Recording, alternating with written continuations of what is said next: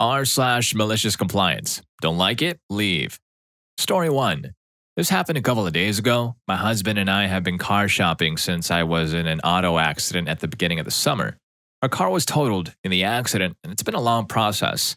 We finally decided on the automobile we wanted, got all our paperwork completed, and had our financing all worked out. All we needed to do was sign all the paperwork and drive away. The dealership is 90 minutes from our house, so we took the kids out of school early and my husband took off work after lunch. We wanted to make sure we were home in time to keep our typical school night schedule going. So we get to the dealership at our agreed upon time, did one more test drive, and were ready to sign everything. Then the game started.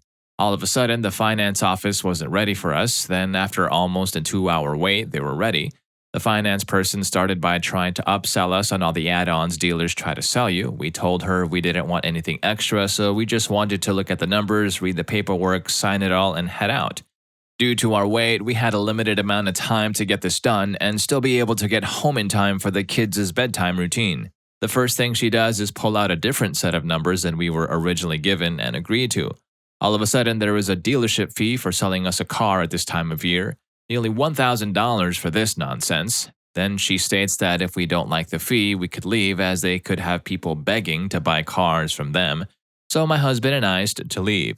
She then tells us we can't leave because she has already printed the forms. I laughed at her and told her to go out and get one of those beggars to buy it. So far, the finance person has called twice and the salesperson has called 4 times.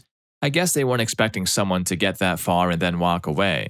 We instead went with an auto sales company that has a no negotiation, no hassle, and no hidden fees company. Honestly, getting my insurance updated took longer than anything in their office. Dang, why is it that people always have to go through this kind of car buying drama? It's like dealerships have a secret playbook of how to not treat customers. It's insane how these kinds of incidents can be inconvenient. I mean, that couple had to rearrange their schedule and drive all the way to the dealership with kids in tow. And after making them wait for ages, they decided to play the upsell game. Would you like a fancy undercoating or perhaps some magic fairy dust for your car, sir and ma'am? And when you say no, they would even have the gall to say, if you don't like it, you can leave. Really? Kudos to this couple for not taking the bait. But let's be real, these kinds of incidents aren't even limited to car dealerships. It's like they're everywhere, lurking in the shadows, always at the ready. You decide to hit up a trendy restaurant for some grub, you're feeling all confident about what you want to order because you've been stalking their menu online for days. You've got your eyes set on that mouth-watering burger and no one can stop you. But as soon as you sit down, a server swoops in, all smiles, and tries to lure you with the fanciest, priciest dishes on the menu. You politely decline, but the server just won't let up and does everything to get you to change your mind. Do you give in? That lobster thermidor with truffle-infused foie gras does sound delectable. It's not just restaurants either, too. Even the simplest online shopping experience can turn into a wild adventure. You're browsing for a new pair of sneakers online and you find the perfect ones at a reasonable price. You add them to your cart, all set to check out, and then bam. The website starts throwing all sorts of extras at you. How about some stylish socks to go with those kicks? It's like they're playing a game of how much stuff can we get this guy to buy? But hey, sometimes you just want the sneakers and nothing more, right? The bottom line is, whether it's a car dealership, a fancy restaurant, or even the digital realm of online shopping, the staff will always try to upsell you. It's like a universal law of commerce. It's your call. You can either stand your ground and stick to your choices or be swayed and take the bait. The most important thing is that you should always come out with a satisfying experience. Story 2. I'm a paramedic. A few months ago, we were coming back from a routine patient transfer when, at an intersection about 4 blocks from the base, I noticed a woman sitting on the side of the road with her arms wrapped around herself and her head down. I nudged my partner who was driving and we flipped on the lights. I saw her head come up real fast and she looked terrified. I got out and she relaxed when she saw the ambulance. After I approached, I noticed bruising on her wrists and other similar signs of violence. She seemed hesitant to get up off the curb and into the ambulance, so I decided that I would at least pull the cot out to give back to her something a little more comfortable than concrete to sit on.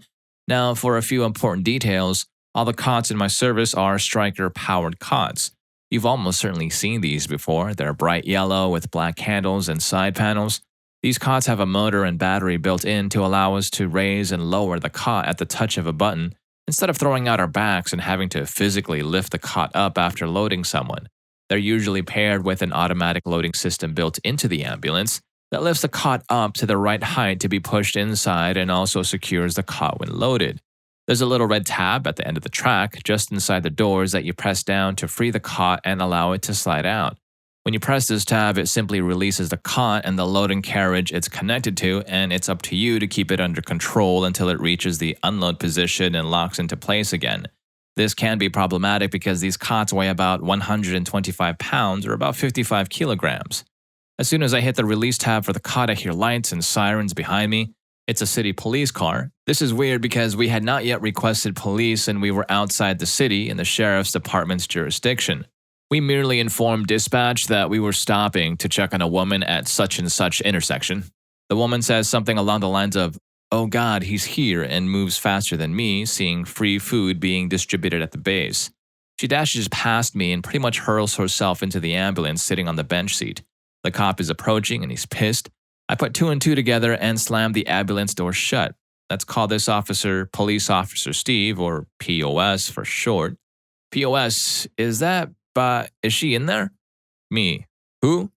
POS, you know darn well who I'm talking about. Me, you mean my patient? I'm afraid I haven't gotten a name yet. POS, open those doors. I need to talk to her. Me, you're not using my rig as an interview room. You can talk to her at the hospital. We went back and forth like this for a few minutes. My partner came back at some point to see what the holdup was, but overheard my stonewalling and went back to the cab to call our chief. I continued my routine of denial and delay until a pair of deputies, like specifically requested for this by the chief, arrived. Oh good, now I have witnesses. See, we had stopped on an upward incline. I had hit the release tab on the cot and it wanted to slide back. I had to close the doors so swiftly I didn't bother pushing the cot back against the stops and locking it in place. Emboldened by the presence of 2 deputies, he gets in my face. "Get out of my way or I'm going to have you charged with obstruction." Okay, I stepped out of his way and he opened the double doors. Between the cot, the monitor, and the jump bag, I'd say there were probably close to 160 pounds contained by those doors, all of which came barreling out and hit POS square in the chest. He went backward and fell on his bum. One of the deputies laughed aloud. The other walked up and kneeled beside the guy. He said, "Your shift captain is going to be here in 5. I wouldn't be here then if I were you." POS gathered himself up and scowled at me, then stomped off. There is a limited amount that I can say about the aftermath as the trial is not settled yet, but we all know how well charges stick to cops. The woman is now living elsewhere, the cop is still a cop, and I have been getting pulled over at least twice a week ever since. But the video footage of him getting body checked by that cop remains one of the best things I've ever seen. For clarification, yes, the woman was or is married to POS, and yes, he is allegedly responsible for her bruises. Intimidation and violence are no laughing matter. They can have serious and lasting effects on people's well-being and mental health. However, every once in a while, a dose of humor can provide a welcome respite from these intense and troubling situations. That's precisely what we found in this paramedic story. Our paramedic hero was simply doing his job when he stumbled upon a woman in distress. His compassion and sense of duty kicked in, prompting him to offer assistance. But then enter the cops, sirens wailing and lights blazing, crashing the party like an uninvited guest. Hats off to him for trying to protect the woman, and a round of applause to his partner for calling in the cavalry. In tense situations like that, having witnesses can be a real game changer. Now let's talk about the comedic twist that no one saw coming: cop versus cot. It's like he faced off with a foe he never anticipated, the mighty cot. It's moments like this that remind us of the unpredictable nature of life, and how, even in the most serious situations, a bit of levity can unexpectedly show up. But here's a crucial part of this story we've been itching to discuss. Violence, in any form, is never a joke. If you find yourself in a situation where you're a victim, please don't make excuses for your perpetrator. Seek help, reach out to someone you trust, or contact the appropriate authorities. It's not every day that a cop comes to the rescue, and real-life heroes often take the form of support networks and professionals ready to help you. Additionally, if your perpetrator holds a position of power or authority, remember that it is unequivocally against the law. No one, regardless of their status, is above the law. It's crucial to hold them accountable for their actions and seek justice. Ooh, something came in the mail today. I wonder what it is. It's Rufus rugs! Got him! Now, hopefully after this ad plays, you two can say you got him! A rug from Rufus Rugs. Now me and the boys have been grinding non-stop 24/7, making one-of-one hand-tufted premium rugs. Now there's a chance you own a carpet that looks something like this. Let's just be real, it's time for an upgrade. And luckily for you, me and the boys from Rufus Rugs are at your service. We don't make those average cheap quality looking rugs. Nope, not gonna happen. Each one is handcrafted to perfection. No shortcuts, no robot assembly lines, and no dropshipping BS. Just pure rug grind. Whether you love anime, sports, cars, or anything else you can think of, we can turn it into a rug. So click the first link in the description and have your custom idea come to life. Story 3. This happened several years ago when my ex and I were going through a heated divorce and custody battle. While we were married, we had a couple of conversations about how rich people hide their assets to avoid paying taxes. I've never had enough assets to do this, but she somehow got the idea that I was and told her attorney that I was laundering money and hiding income. It was more likely the heat of the moment, as divorce and custody battles often come down to. I couldn't even afford my own attorney, so I represented myself. The lawyer wasn't a total dirtbag, but he clearly was out to get me, and he talked down to me like I didn't deserve to breathe the same air. One day I got a letter in the mail from him requesting an updated income declaration form and 3 years of financials. It had a long list of things to include. I own a communications tech company that was in the super startup phase back then. Money was already tight. I was trying to get this business off the ground with no financing. I was finishing my MBA with scholarships and loans. So paying for copies and postage or driving this 30 miles to his office meant eating peanut butter and saltines for a week. So I called him to explain my situation. He just called me a liar and didn't believe I couldn't afford it. I was put off by that, and I said this was taking time away from the business I needed to handle. To which he replied, and I'll never forget this, "Well, according to your income declarations, you're not that busy. What do you do all day?" He then said if he didn't get those documents, he would consider my previous filings as fraudulent, tell the judge, contact the DA, and also alert the state tax agency and IRS. Probably an empty threat, but I'm no lawyer. eFax is one of the services my company provides, and at this time it was relatively unknown. So I asked him if he had a fax machine. He said he had a fax, a scanner, and a copier device. Then he added, "What law office doesn't have a fax machine?" And I suddenly had an idea. "Okay," I said to him, "I'll put it together and fax whatever I can." "Okay, you want 3 years of financials? You got it." I scanned to PDF every receipt I could find. McDonald's receipt from 5 years ago? Sure, it won't hurt to include it. CVS receipt? It's 3 miles long, which is perfect. They got the $1 off toothpaste coupons too. I downloaded every bank statement, credit card statement, purchase order from vendors, and every invoice I sent to clients. I printed to PDF the entire 3-year accounting journal, monthly, quarterly, and annual balance sheets, cash flow statements, and profit and loss statements. Not only did I PDF 3 years of tax filings, but every single letter I received from the IRS and tax state agency, including the inserts advising me of my rights. It took a while, but I was a few days ahead of the deadline. I made a cover page, a black background, and white lettering. Wherever I could, I included separator pages in all caps in the biggest, boldest font that would fit on the page in landscape. 2000XX receipts, 2000XX taxes, etc. I merged everything into a single 150-plus page compressed PDF and sent the document using my eFax system. Every hour or so, I received a status email saying the fax failed. Huh? That's weird. Well, they're getting this document, so I changed the system configuration to unlimited retries after failures to keep redialing it until it went through. Weirdly, I was still getting status email failures. I'll delete the failed emails and keep the successful ones after it eventually goes through, I thought. Problem solved. 2 days later, a lady from his office called and asked me to stop sending the fax. The machine had been printing nonstop. It kept getting paper jams and running out of ink, and they had to keep shutting it off and turning it back on to print. I explained that her boss told me to send this by the deadline or else he would call the DA and IRS. Since I didn't want a call from the DA or the IRS, I would keep sending until I got a successful confirmation. I suggested they just not print until my fax is completed, but she didn't like that. She asked me to email the documents, and I told a little white lie that my email wouldn't allow an attachment that big. Unless her boss in writing agreed to cancel the request or to reimburse me for my cost to print and ship, I said I would continue to fax until they confirmed they had received every page. She put me on hold and the attorney got on the line. He told me to just forget to send the financials. I said that I would need this in writing, so I will keep sending the fax until he sends it to me. He asked me to stop faxing and he would send it in writing. I told him to send it in writing first and then I'd stop. A long moment of silence. Click. About 20 minutes later, I received an email from his assistant with an attached signed letter and PDF that I no longer needed to provide financials. The letter then threatened to pursue sanctions in court or sue me for interfering with their business. Every time I saw him after that, the lawyer never brought up sanctions, lawsuits, criminal referrals, or financials again. Lawyers. Now, don't get me wrong, I have the utmost respect for them. They're like modern-day warriors, equipped with sharp suits and armed with perfectly worded legal documents as they wage their battles.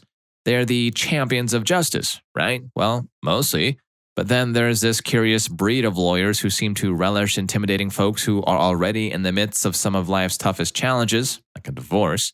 These legals have a knack for conjuring up the most nonsensical demands, all in the name of ensuring their client's victory. Now, picture this, our lawyer, likely rubbing his hands together with an air of smug confidence, probably thought he had this particular case locked down, and then out of left field comes the tech-savvy dude with the ultimate power move. I mean, this lawyer is supposed to be an expert at sniffing out loopholes and deciphering the fine print, right? How did he not see this coming? Props to our tech-savvy hero for flipping the script and turning the lawyer's office into a fax battleground. And who would have thought the fax machine could become the weapon of choice? And let's not forget that glorious request for the lawyer's request in writing.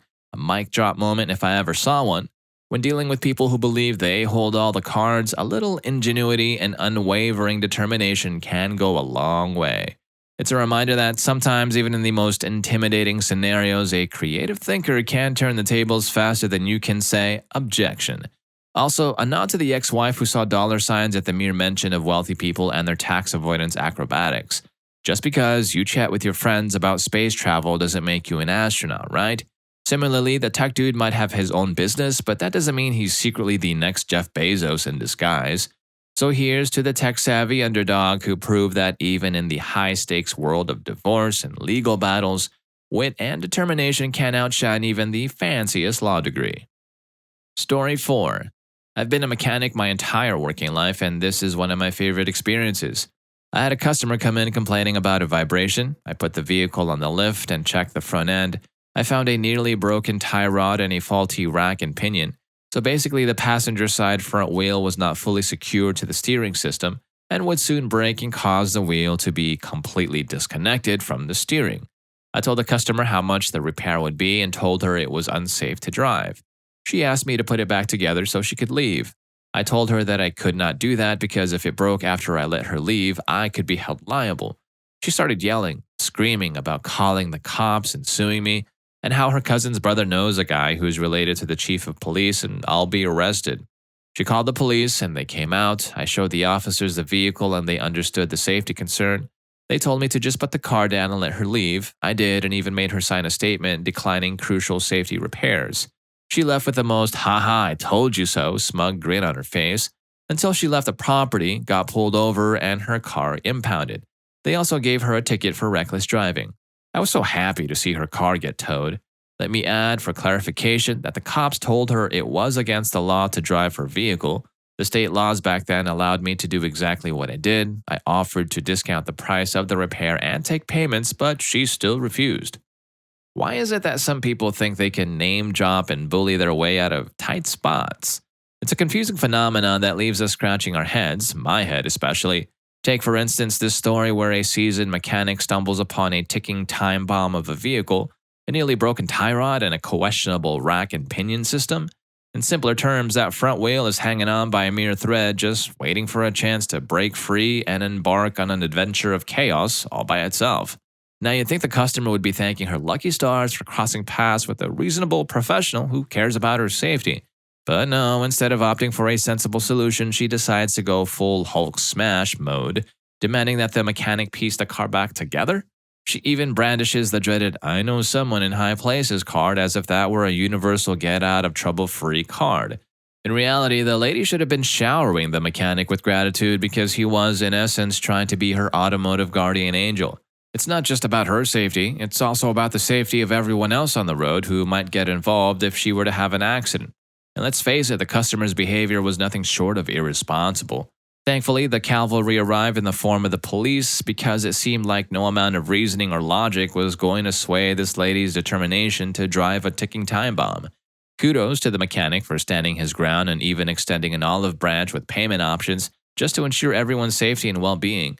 We need more people like him, willing to lend a helping hand and look out for others.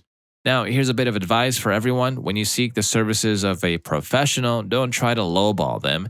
Take doctors, for example. They've invested not just money, but also countless hours of studying, sleepless nights, and mountains of effort to be able to treat you. Their fees are a reflection of their capabilities. The same goes for our trusty mechanic. He's invested time, experience, and hard-earned cash in his equipment. If you're looking for a bargain, don't be surprised if corners get cut and the job isn't done right. And let's not forget about our law enforcement friends. They often play the role of the voice of reason. In this case, they suggested letting the lady go, but not without a little twist in the tale. As soon as she exited the property, her car became the star of an impromptu light show, complete with flashing red and blue lights. She received a ticket for reckless driving and a one-way ticket to the impound lot. I can practically envision the rapid transformation of her expression from "I told you so" to "Oh no, why me?" in record time. I hope you enjoyed the video, and if you made it this far, I'm sure you'll also enjoy r/MaliciousCompliance. Try not to think. Fine, I won't. Story 2 is wild. I'll see you in that video.